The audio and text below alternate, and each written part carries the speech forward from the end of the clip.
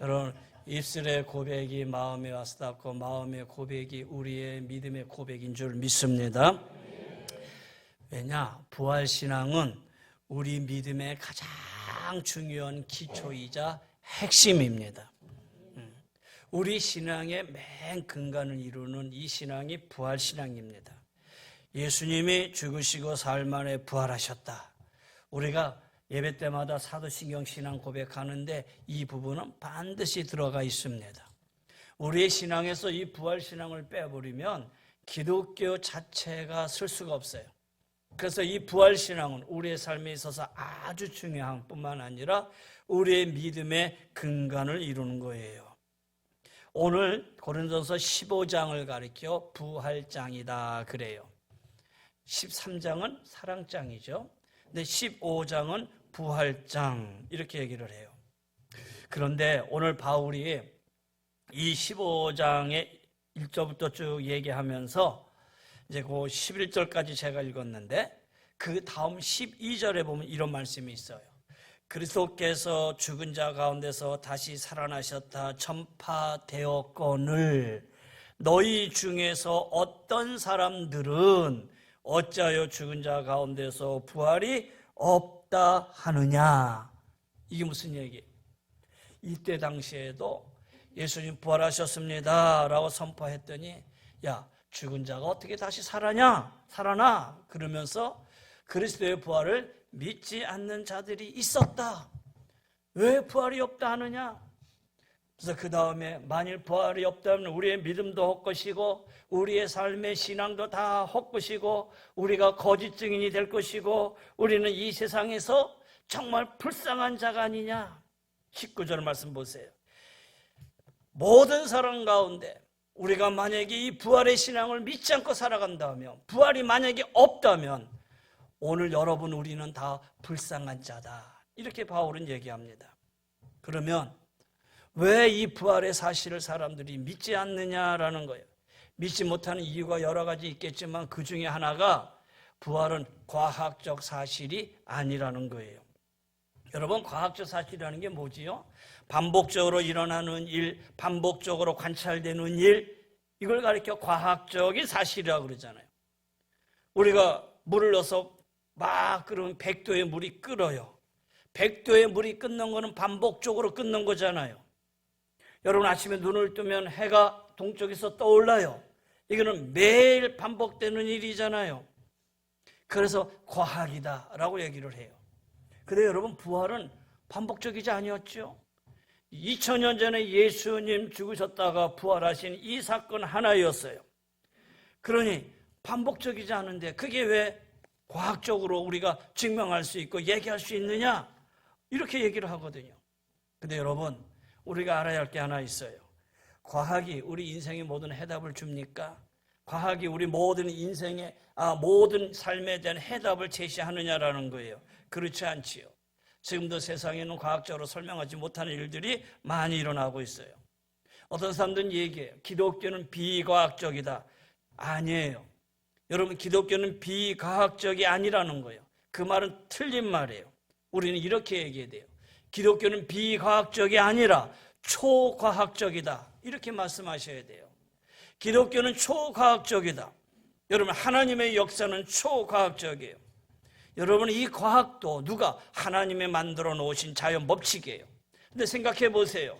하나님께서 자연 법칙을 만드셨는데 스스로 그 법칙 안에 갇혀진다면 그 하나님이 어떻게 창조주 하나님이라고 말을 할 수 있겠느냐라는 거예요. 개미 한 마리가 기어가요. 개미 한 마리가 막 기어가는데 제가 그 앞에다가 손을 딱 갖다 댔어요. 그랬더니 개미가 갑자기 큰 벽이 하나가 딱 나타나는 거예요. 개미를 볼 때는 이거는 굉장한 일이에요. 있을 수 없었던 일이 갑자기 나타난 거예요. 근데 여러분 개미는 2차원적인 것이 삶에 살지요. 2차원적으로 그냥 평면에서 살아가는 거예요. 그런데 나는 그냥 이 손만 한번 간단히 움직였을 뿐이에요. 나는 3차원에 살고 있지요. 평면이 아니라 공간 가운데 살고 있다는 거예요. 그렇기 때문에 개미는 2차원적으로 앞만 보고 가지만 3차원적인 내가 딱 가로막이니까 이게 이적과 기적으로 느끼겠지요. 여러분 마찬가지예요. 우리가 우리의 제한적인 지식으로 설명할 수 없는 것이 초자연적인 사건이에요. 오늘 내가 이 얘기를 하느냐, 우리 청년들이 있고 우리 자녀들이 있기 때문에 말씀드리는 거예요. 여러분, 분명히 있었던 일이고 역사적인 사실이 바로 이 하나님의 말씀 안에서 증거된 예수 그리스도의 부활이다라는 거예요. 오늘 부활은 실제적이고 역사적인 사실이라는 사실을 오늘 말씀에서 한번 보면은, 자 보세요. 15장에 3절 4절에 내가 받은 것을 너에게 전하였나니 이는 성경대로 그리스도께서 우리를 죄를 위하여 죽으시고 장사 지낸 바 되었다가 성경대로 사흘 만에 다시 살아나사 그랬어요. 다시 말해서 구약의, 오늘 이 신약의 말씀이니까 여기서 말하는 성경은 구약을 얘기하는 거예요. 구약에 있었던 하나님의 말씀대로 이미 많은 선지자를 통해서 예언했던 그 예언의 말씀대로 예수님은 다시 부활하셨다, 이렇게 말씀하고 있는 거예요. 여러분, 이 예수님의 부활에 관해서, 예수님의 이 고난과 부활에 관해서 이미 예언했던 선지자 중에서 대표적인 선지자가 이사야입니다. 이사야서는 그래서 구약의 복음서라고 얘기를 합니다. 이 구약의 복음서, 특별히 그 안에서 53장을 보면은 여러분 잘 아는 말씀이죠. 그가 찔림은 우리의 허물을 인하며 그가 상함은 우리의 죄악 때문이라. 그가 징계를 받음으로 우리가 평화를 누리고 그가 채찍에 맞음으로 우리가 나음을 받았도다. 그가 곤욕을 당하여 괴로울 때도 53장에 쭉 나와 있어요. 근데 저는 이 말씀을 볼 때마다 뭘 느끼게 되냐면, 우와, 마치 무슨 영화의 한 장면 같아. 다시 말해서 예수님을 눈으로 직접 보고 쓴 것 같은 느낌이에요. 실제 일어나지도 않았던 일들을 이사야는 눈앞에 있는 것처럼 보면서 이 글을 썼다라는 거예요. 그랬더니 또 20세기의 과학자들이 뭐라고 했냐면, 야, 그 예언의 말씀은 예수님 이후에 나온 말씀인, 누가 쓴 말인데 그거를 구약의 이사야가 썼다 그러면서 예언서의 형식을 빌려서 한 거야, 또 이렇게 얘기를 해요. 그러니까 예수님 이후에 이루어진 일들을 보고 누군가 썼다라는 거예요. 그리고 그걸 예언서라는 형식을 가지고 그것을 기록해놨다는 거예요. 그래서 이건 아니다. 근데 여러분, 1947년에 엄청난 사건이 발생해요. 인류 역사상 가장 중요한 고고학적 발견이 있었는데, 사해에서 성경 4번이 발견이 되면서 대반전이 일어나요. 특히 이사야를 기록한 두루마리기가 이 사해 근처에서 발견되잖아요. 한 목동이 이게 그 동굴을 가다가 동전이 떨어졌는데 땡그랑 하고 소리가 나서 들어가 봤더니 항아리에 이 말씀의 사본이 거기에 있는 거예요. 그렇게 해서 발견이 됐는데, 바로 이 사본을 가져다가 연대 측정을 해봤더니, 과학적으로 연대 측정을 했더니 바로 이 말씀이 예수님 태어나기 200년 전에 기록된 말씀이라는, 2세기 전의 말씀이라는 거예요. 예수님 이후라고 하던 그들이 과학적으로 연대 측정을 해봤더니 이것이 사해사본이 BC 2세기경에 기록된 말씀이라는 거예요. 바로 하나님의 말씀이 구약 성경의 예언에 담겨 있음을 어느 누구도 부인할 수 없게 된 거예요. 여러분, 신약의 복음서도 보세요. 마태, 마가, 누가, 요한복음을 가르쳐 사복음이라고 그래요. 사복음인데 부활의 사건을 놓고 다 마태가 기록한 거, 마가, 누가, 요한이 기록한 게 조금씩 다 달라요. 그랬더니 봐라, 마태, 마가, 누가, 요한이 똑같이 얘기하지 않고 다 다르게 얘기하지 않느냐? 근데 여러분 생각해 보세요. 다르기 때문에 역사적인 진실이라는 거예요. 만약에 마태, 마가, 누가, 요한이 똑같이 기록했다면 마태, 마가, 누가, 요한이 모여서 회의했겠죠.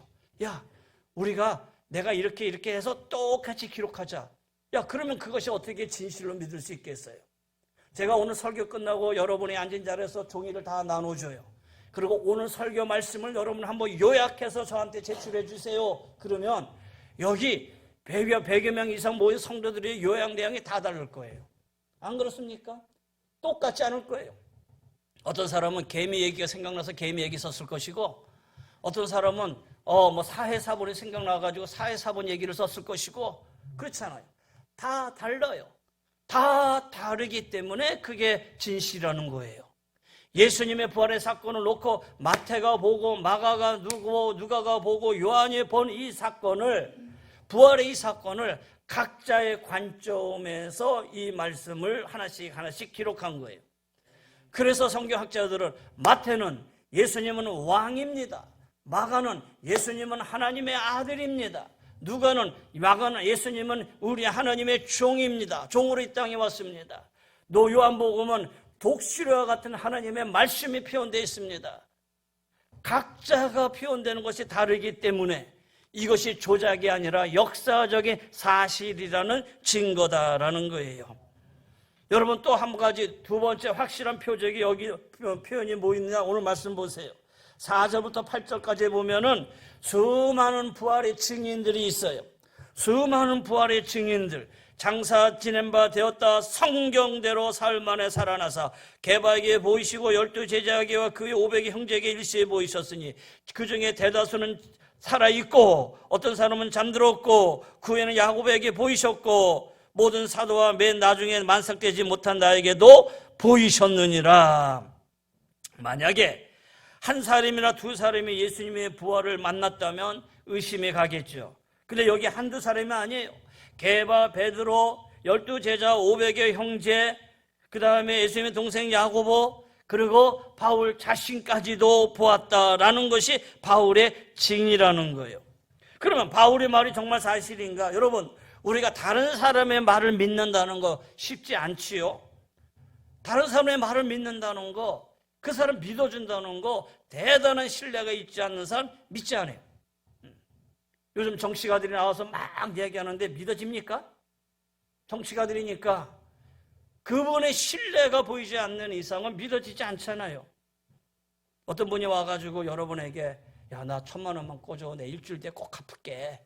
그러면 여러분 그냥 돈 있어서 그래 일주일 갚어 하고 1,000만 원 빌려줍니까? 아니지요. 내가 그 사람에게 이 1,000만 원을 빌려주신다는 거는 그 사람은 반드시 약속을 지킬 거야. 그렇잖아요. 그 사람은 반드시 약속을 지킬 거야 라고 하는 신뢰가 있기 때문에 빌려줄 수 있는 거예요. 근데 그 사람의 평상시의 생활을 보니, 행동을 보니 삶과 행동이 달라. 시간 약속을 해도 늘 시간을 안 지켜. 그런 사람에게 어떻게 내가 돈을 빌려줄 수 있겠어요? 아마 이런저런 핑계 대면서 그냥 빠지겠죠. 여러분 마찬가지예요. 바울과 제자들이 어떻게 살았는가에 따라서 그 증언을 믿을 수도 있고 안 믿을 수도 있어요. 그러면 오늘 이 본문의 바울을 보세요. 바울이 어떻게 살았느냐? 처음에는 예수님 믿는 사람을 잡아 죽이는 일을 했어요. 유대교의 주류를 이룬 자였어요. 편안하고 안락하고 권력과 부를 누릴 수 있는 자리에 있던 사람이었어요. 그런데 바울이 갑자기 바뀌어요.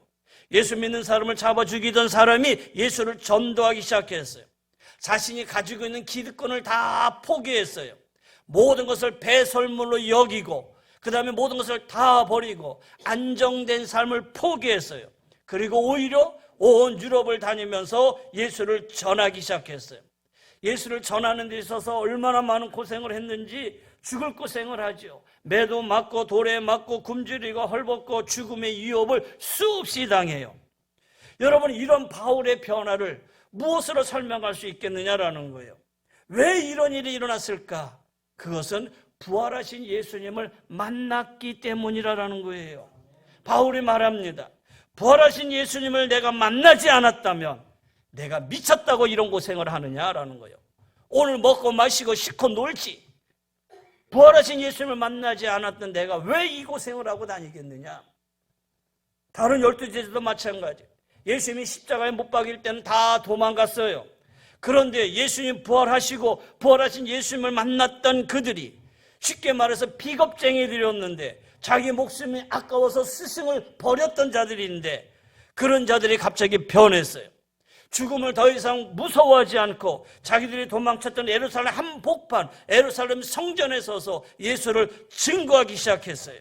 곳곳마다 교회를 세워요. 제자 중에 한 사람 예수님을 의심했던 도마마저도 저 인도에 가서 예수를 전해요. 어떤 사람은 목을 베임을 당하고 어떤 사람은 창에 찔러 죽고 요한을 빼고 10 제자가 다 순교를 당합니다. 바울도 마지막에는 목뱀을 당해 순교당하지요. 예수 목숨을 버리면서까지 예수를 전했어요. 무엇 때문에 이들의 삶이 이렇게 바뀌었느냐? 한마디로 부활하신 예수님을 만났기 때문이다라는 거예요. 그거 외에는 설명할 길이 없어요. 그거 외에는 설명할 길이 없다라는 거예요. 그래서 바울을 비롯해서 제자들, 그러게 초대교회 모든 성도들은 자기들 스스로를 가리켜 나는 부활의 증인이다라고 얘기하고 있어요. 사도행전 2장의 32절에 보면 이 예수를 하나님이 살리신지라 우리가 이 일의 증인이로다, 이렇게 말씀하고 있는 것이죠. 사랑하는 성도 여러분, 자, 이제 말씀의 결론을 내려고 합니다. 부활의 확실한 사실을 여러분에게 말씀을 드렸어요. 그렇다면 여러분에게 다시 묻겠습니다. 예수님 부활하심을 믿으십니까? 그렇다면 그 다음 믿으신다면, 예수님이 정말 부활하셨다면 거기에 따라 우리의 삶도 변해야 됩니다. 부활이 있다는 것은 우리가 이 땅에서 생명의 끝이 아니라는 것을 의미합니다. 영원한 삶이 있다는 것을 의미하는 거예요. 그리고 심판이 있다는 것을 의미하는 거예요. 예수님 다시 오실 것을 의미하는 거예요. 예수님 부활이 사실이라면 이런 일들이 실제로 일어날 것을 믿는 거예요. 그렇다면 거기에 맞게 우리가 행동해야겠지요. 그러면 우리가 이 부활을 믿는다면 어떻게 살아야 되느냐? 우리가 신앙생활 하는데 그냥 마지못해 교회 나오시는 분들, 남편 때문에, 아내 때문에, 부모님 때문에, 부모님이 나오라니까 안 나올 수는 없고 마지못해서 교회 나오시는 분들, 가정의 평화 때문에 나는 어쩔 수 없어 라고 나오시는 분들, 잘 나오셨어요. 그렇게라도 하셔야지요. 근데 믿음은 들음에서 난다 그랬어요. 계속 들으시기를 바라요. 계속 말씀을 듣고 계속 이 자리에 주일 예배에 함께 하시기를 바라요. 결국 말씀을 통해서 부활하신 예수님을 만날 줄을 믿습니다. 뿐만 아니라 교회 안에서 여러 가지 모습으로 헌신하고 봉사하시는 분들, 때로는 야, 내가 이렇게 하는 것이 그냥 맞는 것인가? 여러분 그런 생각이 들 수도 있을 거예요. 근데 여러분, 사람은 알아주지 못해도, 사람은 몰라줄지라도 부활하셔서 지금도 살아계신 우리 주님께서 잘했다 칭찬하실 거예요. 할렐루야. 사람은 인정하지 않아도 우리 하나님은 잘했다 이렇게 인정해 주실 것이다라는 거예요. 그래서 예수님 사랑하듯이 교회를 사랑하시고 주님 앞에 헌신하고 봉사하듯이 주님 앞에 헌신하는 이 모습이 끝까지 이루어지기를 간절히 소원합니다. 또 연약한 육체 때문에, 질병 때문에 또 힘들고 낙심되시는 그러한 분들 계시잖아요. 여러분 너무 낙심하지 마시기를 바랍니다. 언젠가는 이 무거운 장막을 벗고 부활의 영광을 입을 날이 올 것이에요. 여러분 부활은 확실해요. 너무나도 분명한 거예요. 우리도 예수님과 같이 부활할 것이에요. 사랑하는 여러분, 부활신앙으로 살아가시기를 바랍니다. 오늘 바라기는 저와 여러분 우리 모두가 이 부활신앙으로 우리의 삶의 마지막까지 우리의 믿음의 근간이 되어서 흔들림 없이 신앙생활하며 나아가는 우리 복된 성도님들 다 되시기를 주의 이름으로 간절히 권면하며 축원합니다. 기도합니다. 이제는 우리 주 예수 그리스도의 은혜와 우리 하나님의 그 무한하신 사랑하심과 성령의 감화감동 변료인도 충만하여 주심이 부활이요 생명이 되신 주님 내가 믿습니다 고백하며 그 부활의 신앙을 우리의 신앙의 근간으로 삼고 믿음으로 승리하기를 원하는 우리 사랑하는 귀한 성도님들의 가정 위에 삶의 터전 위에 오늘의 이 나라와 이 민족과 한국교회 위에 머리 숙인 우리 모두 위에 특별히 우리 귀한 자녀들, 청년들, 중고등부 자녀들 위에 주의 은혜가 영원히 항상 함께하여 주시기를 간절히 축원하옵나이다. 아멘.